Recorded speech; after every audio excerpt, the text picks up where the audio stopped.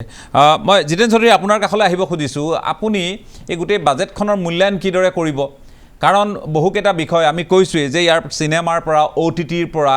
আমি যদি কওঁ বিজ্ঞান প্ৰযুক্তিৰ বহুকেইটা দিশ ইয়াত সন্নিৱিষ্ট হৈছে একেধৰণে আন্তঃগাঁথনি উন্নয়নৰ কথা আহিছে নিযুক্তিৰ কথা আহিছে অতিৰিক্তভাৱে 2 লাখ নিযুক্তি তেওঁলোকে দিব বুলি উল্লেখ কৰিছে বৰ্তমান যি নিযুক্তি প্ৰক্ৰিয়া চলি আছে তাৰ বাহিৰেও 2 লাখ স্বাস্থ্য খণ্ডতে প্ৰায় 34,000 নিযুক্তি হ'ব এনেধৰণে বহু বিষয় ইয়াত সন্নিৱিষ্ট হৈছে মই আপোনাৰ কাষলৈ আহিছোঁ আপোনাৰ দৃষ্টিত বিত্তমন্ত্ৰী হিচাপে জয়ন্ত মল্ল বৰুৱাৰ প্ৰথমখন বাজেট নমস্কাৰ আপুনি বৰ গুৰুত্বপূৰ্ণ কথা কৈছে এইখিনিতে এটা কথা উল্লেখ কৰিব লাগিব যে আমাৰ বাজেটখনৰ এইবাৰ 1,52,000 কোটি টকাৰ প্ৰাপ্তিৰ কথা উল্লেখ কৰা হৈছে আৰু বছৰটোত একত্ৰিত নিধিৰ পৰা 1,56,000 কোটি টকা খৰচ কৰিব বুলি কোৱা হৈছে আৰু যিখিনি কথা উল্লেখ কৰা হৈছে তাত আমাৰ নিজা উৎসৰ পৰা আয় 37,000 কোটি টকা দেখুওৱা হৈছে আৰু চৰকাৰে ঋণ ল'ব 30,000 কোটি টকা এতিয়া প্ৰশ্ন হ'ল আমাৰ যে চৰকাৰৰ নিজা আয় 37,000 কোটি টকা মুঠ বাজেটৰ 23% ধন অকল আমাৰ অসম চৰকাৰৰ নিজা আয় আৰু 19% ধন আমাৰ চৰকাৰে ধাৰ ল'ব বাকি কেন্দ্ৰীয় চৰকাৰৰ কেন্দ্ৰীয় কৰৰ অংশ 50,000 কোটিকে ধৰি কেন্দ্ৰীয় চৰকাৰৰ বিভিন্ন অনুদানৰ পৰা আহিব এতিয়া প্ৰশ্ন হ'ল আমাৰ চৰকাৰে বহুত কল্যাণমূলক আঁচনিৰ কথাও ঘোষণা কৰিছে আৰু হিতাধিকাৰীক সন্তুষ্টি কৰাৰ কথাও বাজেটত উত্থাপন কৰা হৈছে আপুনি এটা কথা মন কৰিব 2025-26 চনত হিতাধিকাৰীসকলৰ কাৰণে বাজেটত 12,000 কোটি টকা ধাৰ্য কৰা হৈছিল এইবাৰ কিন্তু 50% কমাইছে 6,000 কোটি টকা এতিয়া কথা হ'ল চৰকাৰে দুটা গুৰুত্বপূৰ্ণ বিষয়ত বহুত গুৰুত্ব দিছে হেতু হ'ল আমাৰ নিজা আয় কেনেদৰে বৃদ্ধি কৰিব পাৰে চৰকাৰে 2031 চনৰ ভিতৰত আমাৰ যেটো নিজা আয় 39,000 কোটি টকা আপুনি ইতিমধ্যে ঘোষণা কৰিছে এই নিজা আয় 65,000 কোটি টকালৈ বৃদ্ধি কৰিব বিচাৰিছে নিজা আয় এই কাৰণে বৃদ্ধি কৰিব বিচাৰিছে নিজা আয় যেতিয়া আমাৰ অসম চৰকাৰৰ বাঢ়ি গৈ থাকিব তেনেস্থলত আমাৰ আন্তঃগাঁথনি আৰু মূলধনী ব্যয় বৃদ্ধি কৰিব পাৰিব আমাৰ এতিয়া মূলধনী ব্যয় ৰাজ্য চৰকাৰে 26,000 কোটি টকা 2025-26 চনত মূলধনী ব্যয় নিৰ্ধাৰণ কৰিছিল আৰু 26,000 কোটি টকা ব্যয় কৰিছে আমাৰ বাজেটখন 1,56,000 কোটি টকাৰ ভিতৰত যদি মাত্ৰ আমি 26,000 কোটি টকাই আন্তঃগাঁথনি কামত ইনভেষ্ট কৰোঁ বা খৰচ কৰোঁ আমাৰ ৰাজ্যৰ উন্নয়নত বৰ ভাল প্ৰভাৱ নপৰিব সেইকাৰণে চৰকাৰে ইচ্ছা কৰিছে আমাৰ মূলধনী আয় আগন্তুক সময়ত প্ৰতি বছৰে 2027-28 2028-29 10% বঢ়াবলৈ চেষ্টা কৰিছে তাৰমানে 26,000 কোটি টকাৰ 10%হে প্ৰতি বছৰে আমাৰ মূলধনী শিতানৰ ধন ব্যয় বৃদ্ধি কৰিব মূলধনী শিতানৰ ধন বৃদ্ধি কৰা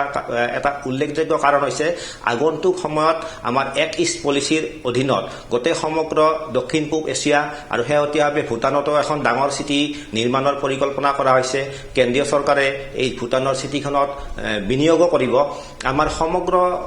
দক্ষিণ পূব এছিয়াৰ উন্নয়নমূলক কাম আমাৰ গুৱাহাটী গুৰুত্বপূৰ্ণ অঞ্চল হিচাপে চিহ্নিত হ'ব সেইকাৰণে ডক্টৰ হিমন্ত বিশ্ব শৰ্মা চৰকাৰে পূৰ্বৰ 2025-26 বিত্তীয় বৰ্ষৰ হিতাধিকাৰীৰ যি 12,000 কোটি টকা খৰচ কৰিছিল হেতু কমাই আনি 6,000 কোটি টকা কৰিছে ইয়াৰ অন্যতম কাৰণ হ'ল আমাৰ আন্তঃগাঁথনিৰ দিশত তেওঁ গুৰুত্ব দিছে আমাৰ বাজেটখনত এটা কথা মন কৰিব আমি বিভিন্ন খেতিয়ক কৃষক মহিলাক কিছুমান আমি হিতাধিকাৰী আঁচনি চৰকাৰে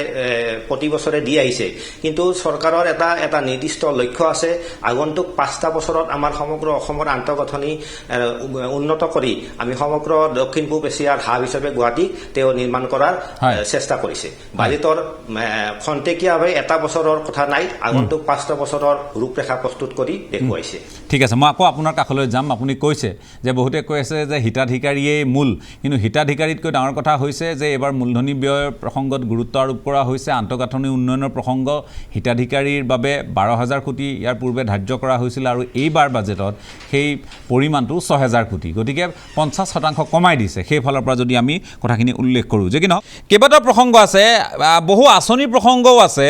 আৰু তাৰ লগতে আমি কৈছোঁ যে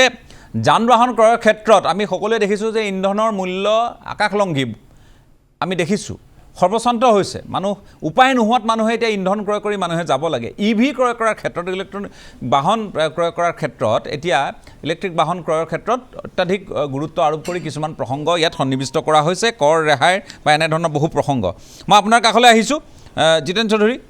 আৰু কিবা সংযোজন কৰিব হয় ইলেক্ট্ৰিকেল গাড়ী কৰাৰ সন্দৰ্ভত 3% ৰাজসাহায্য দিয়া কথা কৈছে বাজেটত এইখিনিতে মই এটা কথা ক'ব বিচাৰিছো আমি সামগ্ৰিকভাৱে সকলো মানুহৰ উন্নয়নৰ কথা চিন্তা কৰিব লাগিব চৰকাৰে 2 লাখ নিযুক্তি দিয়াৰ কথা কৈছে ইতিমধ্যে 2025-26 বৰ্ষত আমাৰ চৰকাৰৰ কৰ্মচাৰীক দৰমহা দিয়াৰ নামত 40,000 কোটি টকা ব্যয় হৈছিল আৰু পেঞ্চনাৰক 9,000 কোটি টকাৰ প্ৰয়োজন হৈছিল আমাৰ যদি আকৌ 2 লাখ চৰকাৰী চাকৰিত নিযুক্তি দিয়া হয় তেনেস্থলত আমাৰ আগন্তুক সময়ত আৰু প্ৰায় 11,000 কোটি টকা চৰকাৰৰ দৰমহাৰ কাৰণে প্ৰয়োজন হ'ব সেইকাৰণে মই ভাবো 2 লাখ নিযুক্তি চৰকাৰে দিয়ক ঠিকে ভাল কথা আদৰণীয় কথা ইয়াৰ বিপৰীতে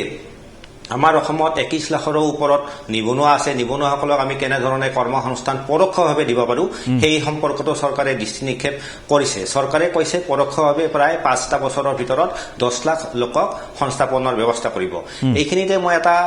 কথা ক'ব বিচাৰিছো চৰকাৰক বাজেটত এই বিষয়টো উত্থাপন কৰা নাই আৰু সাধাৰণতে এই বিষয়টো অতি গুৰুত্বপূৰ্ণ অসমৰ কাৰণে বাজেটত এটা কেন্দ্ৰীয় চৰকাৰৰ বাজেটত এটা প্ৰভিজন আছে যে আমাৰ যিবিলাক মাটি চন পৰে চন পৰা মাটি পুনৰুদ্ধাৰৰ ব্যৱস্থা আছে আৰু পুনৰুদ্ধাৰৰ কাৰণে কৃষি বিভাগৰ জৰিয়তে বাজেটত ধন ধাৰ্য কৰিব লাগে আমাৰ অসমত আপুনি 2004 চনৰ পিছত ভূটানৰ কুৰিচু বান্ধে হওক বা অৰুণাচলৰ বান্ধে হওক বা তাৰ আগৰ পৰ্যায়ৰ পৰা আমাৰ এতিয়ালৈকে অসমত 16 লাখ বিঘা মাটি চন পৰিছে এই চন পৰা মাটিখিনি কৃষি বিভাগৰ জৰিয়তে যদি আমি পুনৰুদ্ধাৰ কৰো তে সেই চন পৰা মাটিখিনিত যদি আমি ফিচাৰী ব্যৱস্থা কৰো খেতিৰ ব্যৱস্থা কৰো বিভিন্ন উৎপাদনমূলক কাম কৰিব পাৰো আমি তেতিয়াহ'লে প্ৰায় 7-8 লাখ ল'ৰা ছোৱালীক সংস্থাপন বা বিভিন্ন ব্যক্তিক আমি সংস্থাপনৰ পথ দেখুৱাব পাৰিম বা সংস্থাপনৰ আমি পৰিৱেশ পাম সেয়ে মই আশা কৰিছো বাজেটত এইবাৰ মই দেখিছো এই সন্দৰ্ভত চৰকাৰে ধন ধাৰ্য কৰা নাই চৰকাৰে যদি 16 লাখ বিঘা মাটি পুনৰুদ্ধাৰৰ কাৰণে অতিৰিক্ত পুঁজি ব্যয় কৰি বছৰে 1000 কোটি টকাকে হ'লেও মাটিখিনি যদি পুনৰুদ্ধাৰ কৰি আত্মনিৰ্ভৰশীল অসমৰ কাৰণে বিশেষ ব্যৱস্থা কৰে তেতিয়াহ'লে আমাৰ সামগ্ৰিকভাৱে নিবনুৱা সমস্যাটো লাঘৱ হ'ব বুলি মই ভাবো ঠিক আছে মই আপোনাক ধন্যবাদ জনাইছো